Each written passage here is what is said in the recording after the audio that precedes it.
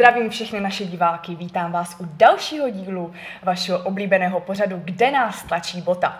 Dnes u nás ve studiu vítám pana Oldřicha Lukáše, renomovaného inženýra, ekologa, ekonoma, etikologa a pedagoga, ať naši diváci vědí, s kým mají tu čest.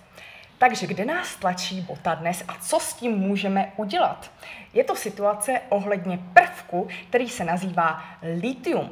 Vy jste ohledně litia napsal panu Sobotkovi velice dráždivý, upřímný dopis, je to tak? Je to tak, skoro bych si dovolil říct milostný dopis. Ale on mi Rošťák neodpověděl.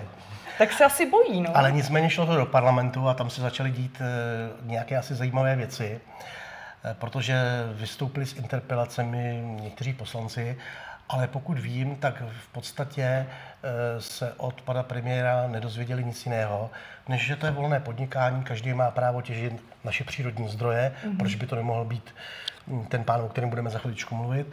No a prostě všechno je v pořádku. Jenom mimochodem, já si pamatuju, když nám před pár lety vysvětlovali, že občan bude platit za odběr povrchových vod, potažmo i podzemních vod, tak aby si občan uvědomil, že ta voda není jeho majetkem, že to je majetek naší přírody, naší země, tedy státu. A za to se musí platit. No a proč teda u toho litia by to nemělo fungovat také? No je vidět, že pan Sobotka nezastává zájmy našeho státu, ale že zastává asi jenom osobní finanční zájmy a dále zájmy prostě těžařských společností. Já si pamatuju, že podobná situace byla se zemním plynem, kdy vlastně zemní plyn, když se těží, tak se nadělají úplně neskutečné povrchové škody. Vlastně ten ekosystém potom je úplně rozvrácený, vůbec vlastně ta krajina není obnovitelná. A tehdy si pamatuju, že byly jako velké petice proti těžení zemního plynu, samozřejmě zase zahraničních těžařských společností, ale mě by zajímalo, proč je o lithium takový zájem? Tak já vám to řeknu takto. Lithium podle odhadů, které zpracovaly ty firmy, co mají zájem tam nějakým způsobem těžit, se odhaduje na 3 000 miliard korun. Tak to už chápu, proč je takový zájem tedy. Jinými slovy, z toho bychom mohli v podstatě 2krát zaplatit celý státní dluh. Nicméně tato hodnota ve vší tichosti má být začít využívána kýmsi, pro koho si, v zájmu koho si a českému státu z toho nezbyde nic, nebo když to dobře dopadne, těch maximálně 10% ještě s fixací, podle kterých bychom ze zisku měli něco dostat, podle toho důlního zákona, nebo tak nějak to je. Ale to není jenom lithium, tam jsou další prvky. Tam je wolfram, molybden, olovo, stříbro, nikl, měď, uran asi tam bude v tom prostoru taky. Samozřejmě rubidium, cézium, tantal, to bychom mohli takhle mluvit dlouho. Čili tam jsou podle mě hodnoty ještě daleko vyšší. A nikdo neví, co v té hloubce toho podzemí se objeví.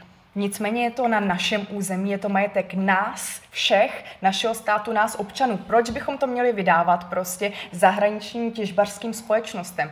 Mě by zajímalo, co se vlastně v těch Krušných horách, kde se to lithium těží, kdo ho chce těžit, kde přesně ho chce těžit? Tam vlastně je souběh dvou aktivit. Jedna je povrchová a jedna je hlubinná. Povrchová, ta se vlastně odvíjí od pana Karla Janečka, který tam má skupinu RSJ, myslím, že se to jmenuje, a on má v Cínovci cínoveckou deponii a teď už i v Horním Slavkově přes firmu Sanaka Industry, která je součástí tohle korporátu.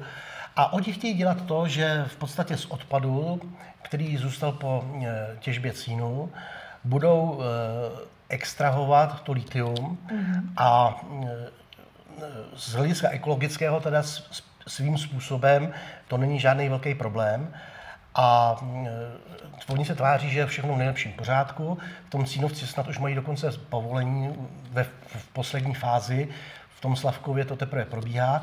A v tom Slavkově je třeba zajímavé to, že tu deponii město nebo obec darovala jisté společnosti, nadace Georgia Argicoli, tak nějak se to jmenovalo.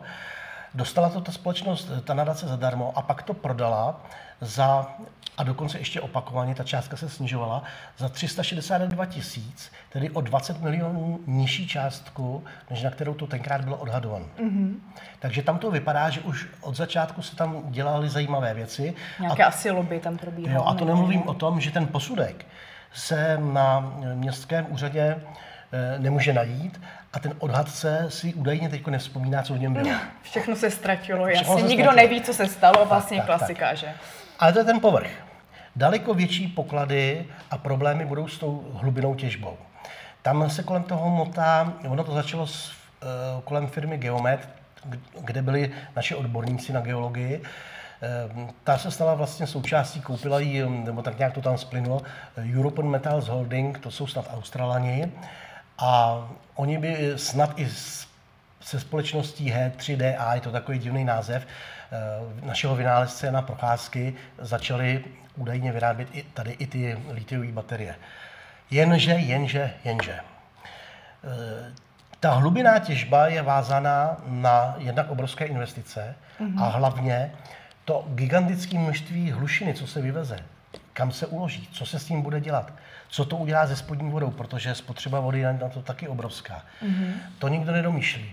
No ale co máme informace, tak ty místní radnice proti tomu neprotestují, dokonce v Dubí, nebo kam to spadá ten Cínovec, tak tam s tím vyjádřili jako souhlas, že to je v pořádku a tak dál. A zajímavý je, že o to projevuje zájem, co se vlastně děje, i firma Albright Stonebridge Group, což je firma paní Albrightové, která vlastně svou slávu sklidila za svou účast na podpoře humanitárního bombardování v Jugoslávii a tak dál. A ta dáma, když se kolem něčeho motá, tak si to řekneme na rovinu, to páchne víc než celá fabrika na olomoucké tvarůžky dohromady. Jo. Takže tady to je vlastně takový rámec, ke kterému jsme se dostali, informativní.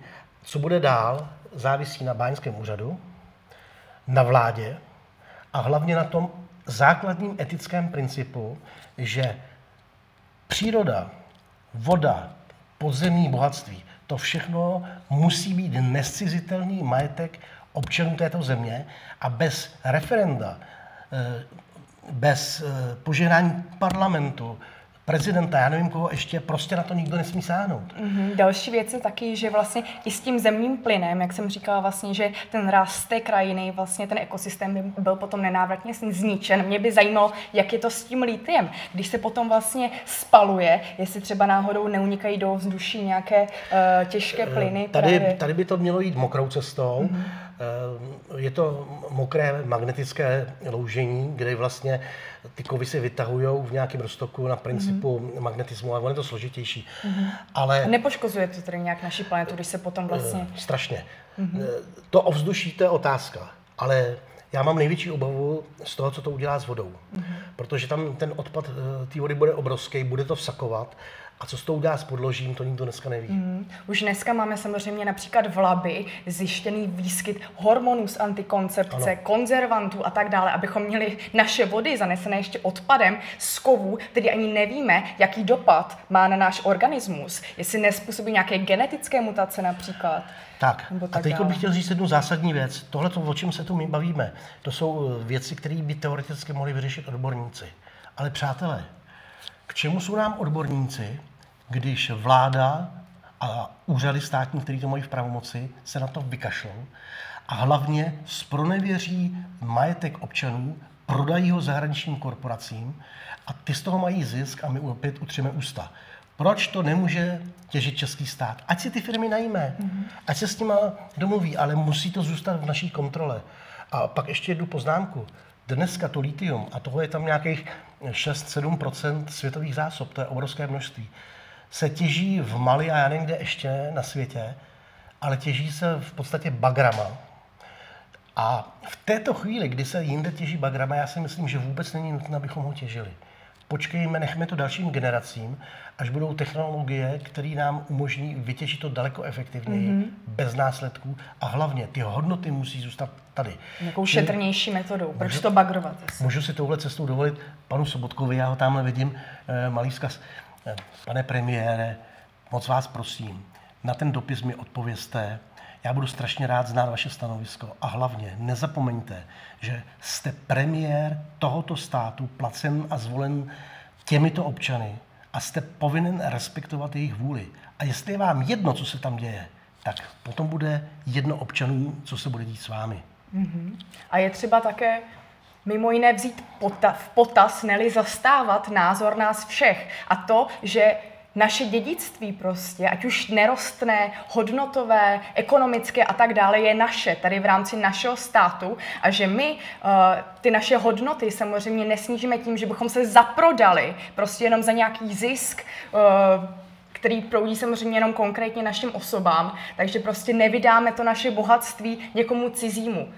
Jinými slovy, Hauk, domluvili se, tady nás tlačí bota a vy víte, co s tím udělat, aby nás netlačí. A teď už víte, o čem je řeč, jste informovaní, takže rozhodně, i kdybyste třeba například chtěli začít psát nějakou petici nebo se k tomu vyjádřit, rozhodně se nebojte nám ozvat.